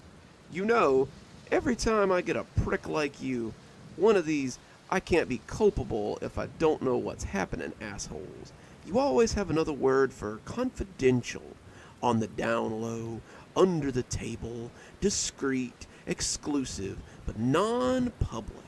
Why, that's a nice way of putting, my client is probably dealing with some criminal nonsense, and I don't want to know about it. The detective leaned back in his chair. What do you say to that, Mr. McCone? Am I in the ballpark? I'm quiet now, waiting, and when I glance at Belial, I catch his stupid grin. I'm starting to sweat, and there's nothing I can do to stop it. We had some forensics accounting done on your business, Mr. Marcone. Pretty preliminary stuff, you know. It should have gone under about a year ago, or, at the very least, you should have fired someone. Belial now interjected. Now, dealing in a few jobs under the table here and there isn't a big deal, but $100,000? That's a shitload of extra stuff under the table. Detective Brown finished slyly. I looked at Belial. That's not how much I have in my business, at least not in the bank. Timothy's case was the biggest score I'd had in months, and this year the under-the-table stuff didn't come close to making up the difference. Not between all the expenses, equipment, and so on and so forth. Did Belial do something? I literally have no idea what you're talking about. So you don't know where the payment of over 30 grand came from in the past month. Say the cash we found in an envelope was a thank you letter that wasn't on your books, but was definitely a payment. Such a nice letter, too. Must have done him a hell of a favor. Admittedly, he had me there. With everything going on the way it was, I never had time to properly handle the cash I got from Timothy's job. Normally, I'd make sure to pay out a bonus or two, buy some equipment, pay off some bills, always careful to use that under-the-table money first. I suddenly had an epiphany, because maybe Belial didn't do anything but crunch in the numbers of what I had done this year. I did have 2 cleanups, but they weren't as high profile, but they did overpay by quite a bit. I'm sweating more as I'm thinking about whether or not I'm a good person after all. Here I am thinking about how my money laundering didn't go over so well, and I think the average kid dealing weed on the street corner should go to jail or get a better job. That should account for this year alone, and our guys are sifting through your books as we speak. We're finding quite a few gaps, bills and payments made that never should have been. And somehow, I don't think your non-public client would appreciate us digging through your dirty laundry. Might get ugly for you, especially if you're on the outside. That's the stick. Now this guy's gonna offer the carrot. Of course, we could just skip all that. If you can tell me honestly, what happened to your wife and kids? Why the doorknobs were found removed, and why the windows were nailed shut? I'm quiet while I think about it, trying to find a way out. But then I hear Belial's human voice. Aaron, why don't you step out? Have a coffee. I'll turn that thing off and have a word or two with him. Detective Brown looked at Belial. Ben, I can't have another charge against you for roughing someone up in interrogation. It's okay, Aaron. Just step out for a sec. I'll be fine, Belial said with a nod. Detective Brown stood up and left the room. I'm pretty sure about half of all that was normal good cop, bad cop setup. But with Belial alone, I'm pretty sure the good cop, satanic cop game was about to be played. Belial wheezes in his normal voice. That was dull and boring, wasn't it? Do they still do the chair here, or is it just lethal injection? He leans back in his chair as he asks. I narrowed my eyes at him, but said nothing. Lethal injection is fun. A lot can go wrong. You can feel your heart and your lungs start to shut down sometimes. I adjust myself nervously in my seat and suddenly feel something in my jacket pocket. My hands discreetly check it while Belial leans back in his seat, looking to the ceiling lights. It's round, cold, and I feel a cap. I try to hide my excitement. It's the same type of bottle that Sandy and the kids drank. I wonder what it would do if I doused him with it. I also wonder how it even got in my pocket, but I'm much more concerned with what it's going to do for me here and now. You know, beheadings were technically more painless. Belial looks back at me, his eyes on me again. I miss beheadings. He moves his now healed left hand up to his temple, resting his head on his hand. I notice he's only sporting 3 of the black rings, and I remember how one crumbled away after he touched my wife. Hangings, too. Nothing beats when the rope doesn't snap the neck, and you're just left behind strangling on the rope, all while you piss and crap yourself in front of a crowd. Now or never, I think, and I thump the cap off the bottle. Shut up! Belial gazes at me, taken aback. What if I don't, Red Fred? I remember what my mother used to say whenever she felt she was dealing with things possessed in the house. Normally it was a dryer on the fritz or a bird that somehow managed to get in, but the phrase rang pretty clearly in my head for some reason the second the bottle was opened in my pocket. I hoped I wasn't going to look like a complete moron if this didn't work. I splashed the contents of the bottle on my hand first, and then in his face. I made sure I got every one of those damn rings covered in the water too. While I did, I shouted, "In the name of Jesus Christ, get thee behind me!" Steam erupted from his rings, and he gasped suddenly in intense pain. He choked as he inhaled the rising steam from his hands. He stood up quick and pressed himself against the wall, and he began to flail as if he couldn't breathe. I kept splashing him and got a bit on myself in the process, but I was a bit too frantic at this point. I remember every time I saw an exorcism flick, they start chanting, "In the name of the Father, the Son, and the Holy Spirit, leave this man," interjected with a few, "The power of Christ compels you." If not for the apparently seizing man across from me, I would have likely looked ridiculous. Belial was wheezing and hacking, his rings having broken and crumbled to the ground. I feel like I'm missing something serious in all this, because he's still right in front of me, his yellow eyes swirling and glaring at me. I can almost hear his voice in my head saying, "When I get through with this, I'm gonna murder you." I'm pretty sure I'm just pissing him off, but he's definitely weakened. I took the bottle and I noticed something was written on it. Maybe a parable? I splashed Belial one more time and read the bottle, then give my own grin to him and read the writing on the top. "Most glorious Prince of Presence, Saint Enoch, the knower of secrets, heavenly scribe, the governor of the world, expel from this cursed flesh the fallen before me." After the words left my lips, I felt a little dizzy. I'm not sure if it's because I just might have successfully cast off an all-powerful demon prince, or because I'm being tackled by Detective Brown. Either way, when I hit the floor, I'm completely winded and not sure if I can keep chanting. "What in the hell did you just do to my partner?" Detective Brown states. From this point on, things have gone far too south far too quickly. Maybe he did just go for a coffee and come back to see his partner being doused in what looked like acid from the outside. Both of us are distracted, however, as the screams coming from Belial change pitch. Suddenly they go higher, shrieking, and I watch his mouth open unnaturally wide as his head points upward. His back arches unnaturally, arms stiffening at his sides as he begins to shake. The form of a man crawls out of his open mouth, naked from the waist up. His eyes are yellow and black, swirling with smoke. His form is translucent. His brow is furrowed and a long black hair seems to float over him as if he's underwater. His face, his body, his arms, his hands, every part of him looks physically perfect, as if some male fitness model had just appeared out of this guy's mouth. His form grows. It fills the room, moving over the ceiling as I notice a pair of black wings appear to be on either side of him. They look like black flames. The flames rise from each wing and seem to make the room hotter. Ash falls from the bottom of each. The wings are so large they fill the entire room and block off the exit. I'm suddenly hit with a strong scent of sulfur, and the shrieking from the physical body of Benjamin grows louder. Belial's left hand reaches out towards me, his teeth gritted. "Fred!" His voice hisses out louder than I had heard it before, no longer a wheeze, a vile breath reaching me, making me retch. "Not by you, you pathetic, sinful mortal!" He yells, his voice bellowing and shaking the room.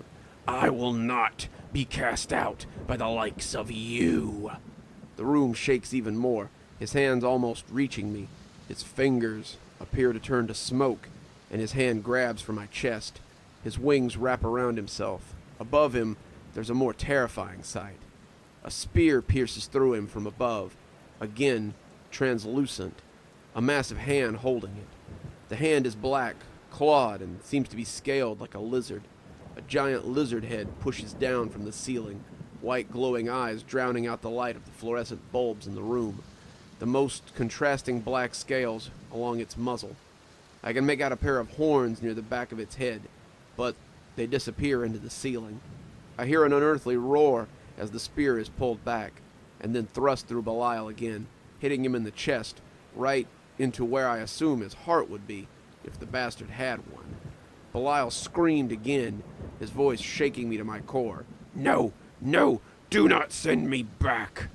At this last word, there's suddenly nothing but a black ball hovering over the mouth of Belial's previous host.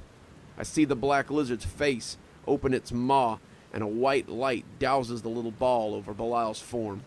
Suddenly, all the air seems to be sucked out of the room, and I feel a massive pressure smash into me and knock me and the detective into the far wall as the black ball seems to explode in bright white light. I hear nothing but the ringing in my ears after I hear glass shattering and the sounds of alarms blaring. Someone grabs me, hauls me out of the room. As I'm being shuffled away, dust and chaos all around me, I see Belial's body lying motionless on the floor, his partner shouting something or other to the other police officers. The officer who has me keeps pulling me away, roughly handling me. I feel weak, and I shield my eyes as I'm suddenly outside, then thrown into the back of a car. My ears barely stop ringing, and I think I've composed myself until the car starts up, speeding away, sirens blaring. I hear a Latin accent again from the front seat. "That was amazing, Fred. Good work." I look up and see Chavez wearing a policeman's cap and uniform, giving me a thumbs up. Right before I pass out, I realize that the cop who gave me the pat-down must have been Chavez. He put the water in my pocket. I begin to chuckle just before I lose consciousness. I was woken up by a knocking on the rear window. I groggily looked up to see Chavez smiling on the other side, now without the policeman's cap on.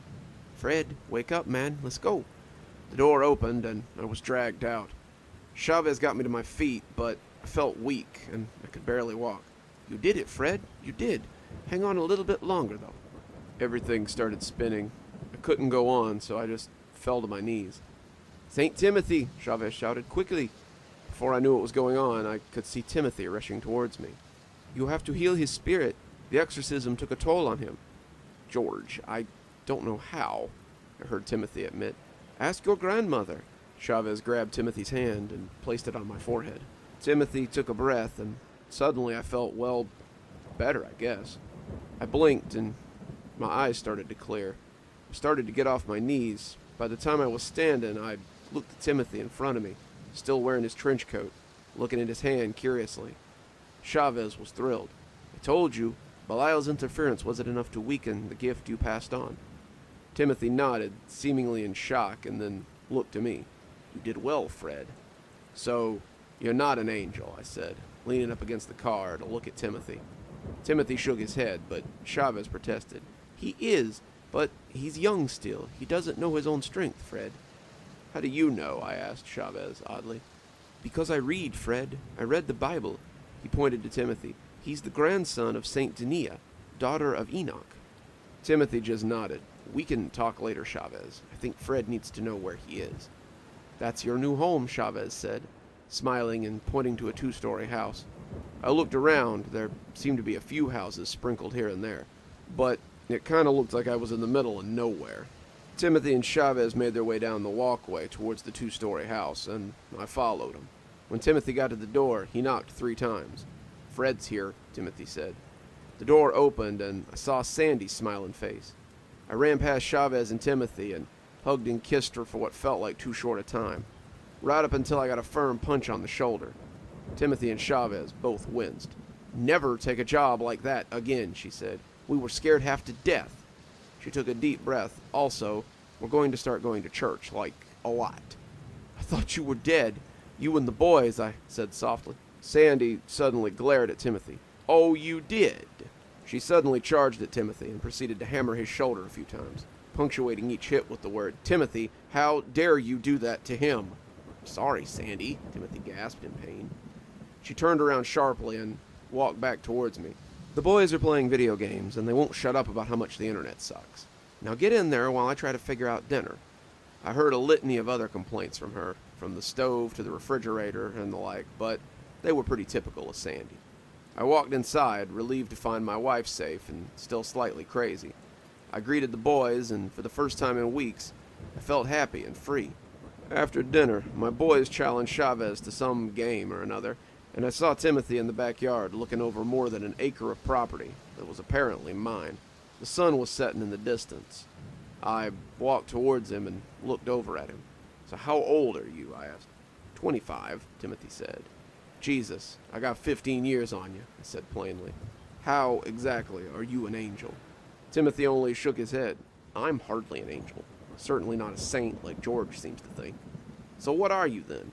At best, half angel, half... He looked at the sky. Monster. Care to elaborate? I'm a little done being left in the dark. So, we're breaking the no questions policy, I suppose. He smiled as he turned to me. I nodded. Yeah, 'cause I won't be doing that anymore. I was worried enough about the cops finding out what I was doing. I guess I didn't realize what else was just out there that might be interested. Timothy chuckled. To answer your question, I'm the grandson of Dina, or Enoch, who is, of course, the Metatron, the voice of God. Enoch. That's that guy I shouted about in front of Belial. Timothy nodded. Most exorcisms don't go that well. Part 1 is getting the name of the spirit infesting the body. Part 2 is ensuring you have the correct angel to get the job done. Most possessions you can invoke Michael the Archangel, and they'll go screaming because Michael commands God's armies. Half the time, Michael will actually delegate the task to a lesser angel, but that depends on the individual faith and resolve. This can drive out more lesser demons. For Belial, however, you needed bigger guns, but a stronger resolve. That's why we needed you, seeking justice and retribution. Otherwise, you might have died. It's why I had to make you believe Belial had killed your family. It was hard, as I can't lie. So, you can't tell a lie at all? As a descendant of Enoch, it's kind of in my blood. I mean, someone who speaks for God has to lack the ability to lie, of course. I try to think of a time when Timothy lied to me, but while he withheld information, he never did lie. My family's souls were safe, that was true. He didn't even lie about the blood or how long it was there. I guess that also explained why he was such a bad haggler. That means you talk to God. The Metatron speaks to God, right? Timothy sighed and shook his head. My mother was stolen from Dinah when she was a child. Stolen by none other than Belial. He corrupted her, filled her with hatred and despair. She had me with let's just say a mass murderer. A fallen prophet. One of the people who destroyed the temple we had to restore, actually. So that's the monster half then, I asked. Yes. Timothy placed his hands in his pocket. My mother left me alone with my father, so I never learned what she knew. I've never even met her. One day I ran away from him and found the entrance to the Guardian Temple. The only thing that comes naturally is my ability to do this, he said as he outstretched his hand and a pair of doors appeared in the yard out of nowhere. I looked, and inside, not well lit, was the room we used to work in, the room I had no desire to visit again. I used its gates to come to this world, joined the military, rose up in the ranks, and gained influence. Because, well, I'm going to fight my father. I'm going to stop him and his sister from destroying another world. To do that, I needed a base. I did my best, but I needed help to fix the temple up. So you called me. Timothy nodded again. I didn't lie about how I heard about you. Everything else is settled. How did you save my family? I thought they were dead. I saw the bodies. Timothy laughed. I got your message, and I did realize the mistake I'd made, that I didn't know where you or your family were. But you should thank Chavez. He knew where your address was. From there, I was able to will a gate open. I had just opened them in the basement and found your family there. Sandy is quite the smart woman, by the way. She had soaked towels in sheets and shoved them under the doors, windows, and was doing her best with the soaked blankets. She was shocked to see a pair of doors appear out of nowhere, but she ran regardless, taking the kids. From there, I was able to substitute some corpses, and Chavez and I figured a way for you to beat Belial. I raised an eyebrow. Why couldn't you defeat him? Timothy's smile weakened as he looked at my new house. I was afraid. He kicked the dirt slightly in a frustrated way. Belial manipulated my mother, stole her away from my grandmother, and nearly got his hands on something that could have ended the world, all because of my miscalculation. He's older and more powerful than anything I'm likely ever to face or to be. So it's like you thought in the car. Your guardian angel is kind of a pussy. Like I thought, I said, bewildered. Mind reading is a simple trick if you're part angel, apparently. Why me? Honestly? Timothy said, some amusement in his voice. Belial at his core is a follower of Lucifer. Like his master, he's most vulnerable when he thinks he's won the day. So, me thinking he killed my family and him tormenting me was, what, Boasting?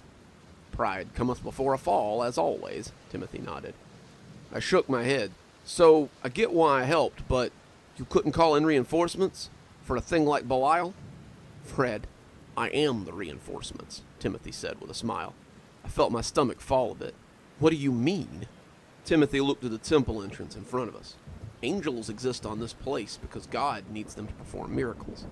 God, while omnipresent, is also omniabasent. The angels serve his desires, and he directs them from time to time. Think of it as if every time God blinks, a few hundred years pass. He can also invoke his will directly from time to time when directly called upon by someone who is extremely strong in the faith. I looked to the temple doors again. So that temple, the Guardian Temple, where God's angels amass to coordinate his will, choose prophets, create miracles, led by the Metatron.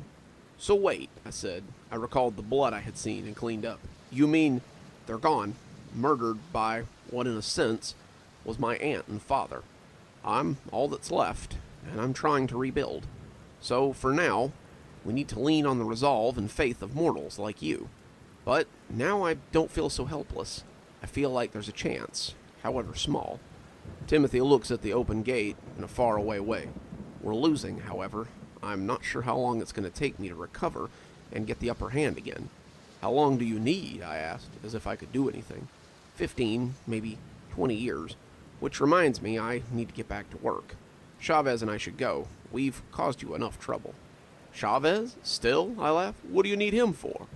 Timothy looks at my house again with a look of sincerity, and I see Chavez running out towards us with a plate of sliced cake to show me what I'm hopefully to become. St. Timothy, I'm coming. Also, Mrs. Marcon made you a cake. Timothy narrowed his eyes.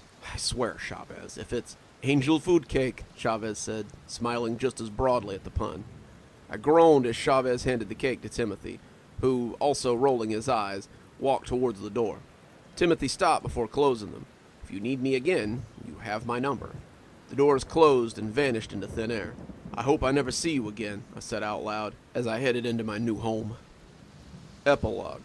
It's been 10 years and I still work in restoration. On the weekends, my new crew and I check out churches in need of repair. Free of charge, of course, working on restoring their stonework and things. We did it as a charity. Nothing but raw materials are paid for. Usually the priests take up a collection via the old school plate, or we use crowdfunding websites. My new guy Devin is on the second floor of the church overlooking the center aisle, checking out a stone pillar in bad shape. Fred, this thing can't be secured. We're gonna have to get some temporary supports for the roof and literally rebuild it from the ground up. Knock out the old walls, bring in the new ones, whole 9 yards. Padre's not gonna be happy. Devin shouted down. He can pay for it when it's fixed, but unless God sends mason angels, it ain't happening. Ask and you shall receive. The priest of the church apparently had overheard us. He walked towards me. Dare I ask? I'm sure that it's expensive. I nodded. I'll get a quote together. See if we can do something, Father. And I'll call my insurance company after I pray to God to help me through the customer support robots. Priests all have terrible jokes, by the way. Something you learn when you work in multiple churches. That's about the time my tinnitus kicked in, which I've had for the past 10 years. I wish it was the normal sort, where you hear a high-pitched ringing. It's not, though. It's high-pitched screams. The sort I heard when Belial was cast out. I pull out some eardrops, which I keep in the same bottle Chavez gave me. The screaming stops pretty quick. The priest looks at the bottle for a moment. St. Enoch? Obscure. I laughed. It was a gift from a friend of mine, Timothy. The priest nods. Ah, that makes sense that his name's Timothy. Why does that make sense? I said, looking at the priest oddly. Well, my boy, Timothy means follower of God. I smile and nod. Yeah, that's him. One of the nuns runs up about that time. Father, something's happening on the news in Jerusalem. The priest turned and followed her. I followed too, my curiosity suddenly piqued. We all head to the back with a TV, 2 nuns already glued to the set. It looks like an overhead shot of a destroyed street and a headline, Terror in the Holy Land. I see a little I-24 logo in the corner. Never heard of that channel before, personally. I'm sure it's just hyperbole, sisters, the priest begins. The camera pans down to a group of 5 people. 3 of the group look like they're wearing a uniform of sorts. 2 are women, both blonde, and the man is bald. They're wearing long white sleeves and black vests with matching black pants. I see another man next to them, and it's hard to make out what he's wearing. It's red and brown and black, and I swear he could be wearing a cape or something. His hair is short and white. The largest of the five is a massive man with long white hair braided down the left side, while the right side of his head just seems to be completely shaved. He's wearing full plate armor and a white cape with a blue accent inside of it. Suddenly the bald guy cracks his fingers, and fire spews forth from his hands like he's got a flamethrower on each palm. One of the sisters watching screams, and the priest tries to comfort her. The anchor on the TV feed chimes in. It looks like there's some kind of advanced weapons system at play, and it seems attack helicopters are being called in. Oh my God! The camera shakily changes as the white figure is suddenly in the air, and a pair of white wings have unfolded from behind him. In an instant, suddenly, something springs from the angel's back, lands in his hands, and smashes into the helicopter, destroying it in an explosion of fire before the figure flaps his wings again, blasting the debris away, and diving at the next helicopter, jabbing the object it was pulling out of the helicopter close to the camera. I lunge for the remote and hit pause on the TV. Frozen on the screen, it's clear to see that it's not a man, but an absolute monster of a woman. In her hand is a massive sword, huge and bulky, yet she seems to wield it without much effort. It looks like there's a blue omega symbol on one of her shoulders. I recall what happened to the helicopter when she swung at it. She destroyed it in a single blow. I remember the bloodstains on the temple as my hellish tinnitus kicks in again. I remember the gash on the floor as I spot the sword on the screen. Mike's voice echoing in my mind. Looks like a clean cut. One of the nuns asks, Is that an angel? My face goes pale as I realize who it is, what she can do, and what she has done. She's here now. The people Timothy are trying to stop. I try to fathom if Timothy has had enough time to get ready, if we have any hope at all. The priest suddenly starts speaking behind us, and I heard a voice amidst the four beasts, and I looked, and behold, a pale horse, and its name that sat on it was Death, and hell followed with it.